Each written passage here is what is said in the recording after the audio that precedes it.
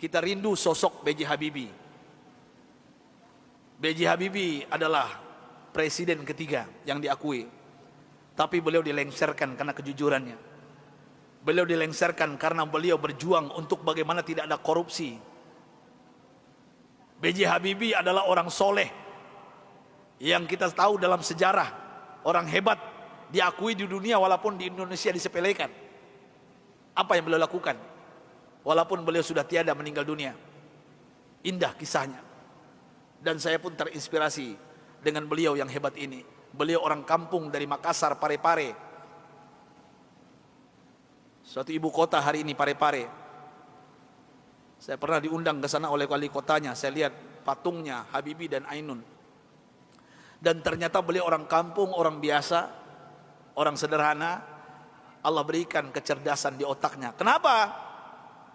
Kita merindukan sosok pemimpin pejabat seperti beliau, yang tidak durhaka kepada orang tuanya, memuliakan orang tuanya, tidak pencitraan belaka.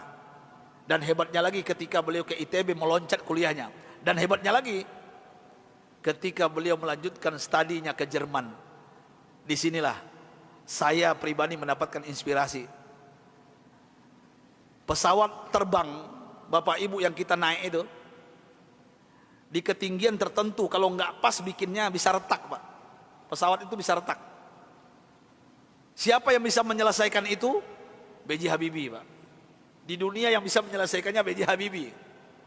Sampai beliau digelari oleh teman-temannya di Jerman apa? Mr. Crack, Mr. Retak. Bukan retak otaknya, Pak. Nah, pejabat kita yang banyak retak otaknya, Pak.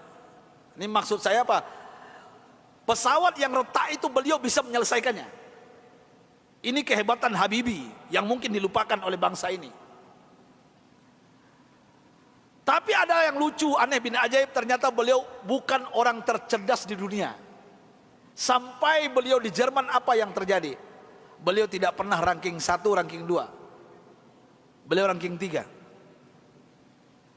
Sampai beliau cemburu kepada 2 orang yang ranking 1, ranking 2. Dan ini orang Yahudi, Pak. Orang kafir, laki dan perempuan.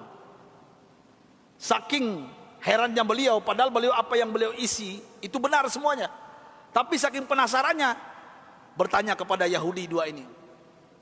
Apa kata beliau? Aku mau tanya kepada kalian berdua, apa rahasianya sampai kalian hebat di dunia, ranking 1, ranking 2? Saya kenapa tetap ranking 3? Apa jawaban Yahudi 2 ini, laki dan perempuan ini? Oh, Rudi. Beliau dipanggil Rudi, bukan Habibie. Ya, Baharudin Yusuf Habibie. Rudi, this is our secret. Ini rahasia kami, nggak mungkin kami kasih tahu. Besok beliau tanya lagi, apa rahasianya? Besok tanya lagi. Berhari-hari beliau bertanya. Akhirnya bosan Yahudi 2 ini. Sampai Yahudi ini mengatakan, Bapak Ibu, rahasianya. Come here, Rudi. Sini, Rudi, kami mau mengatakan kepada engkau, tahukah engkau rahasia kenapa kami cerdas? Kenapa kami ranking 1, ranking 2 hebat? Apa jawabannya? Ini yang membuat B.J. Habibie malu dan meneteskan air mata. Pahlawan yang hebat ini, ketika Yahudi ini mengatakan, kami di sepertiga malam terakhir, jam 3 bahasa kita di Jakarta, bangun. Setelah itu kami mandi. Setelah mandi kami pakai baju yang wangi. Setelah itu kami ambil Al-Quran. Kami baca Al-Quran. Kaget B.J. Habibie.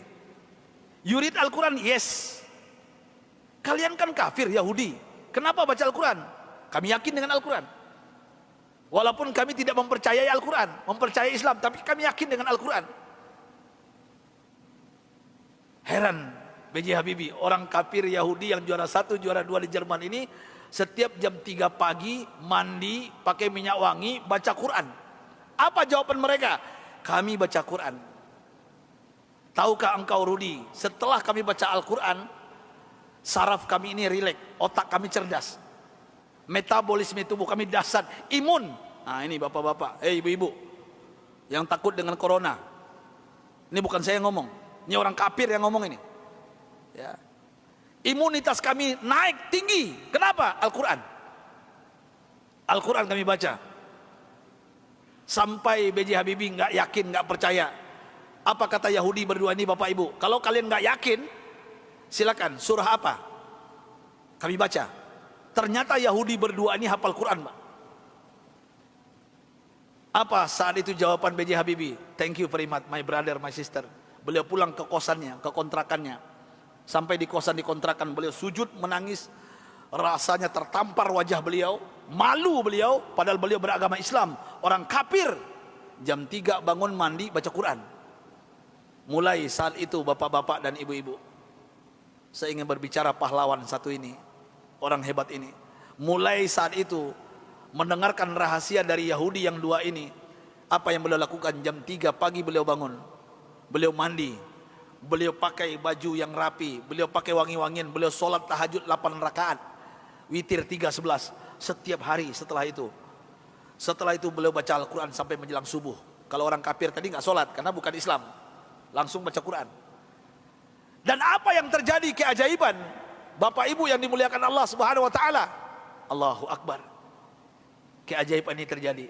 Semenjak itu, setelah itu B.J. Habibie berubah menjadi ranking 1. Yahudi yang 2 tadi turun ke bawah.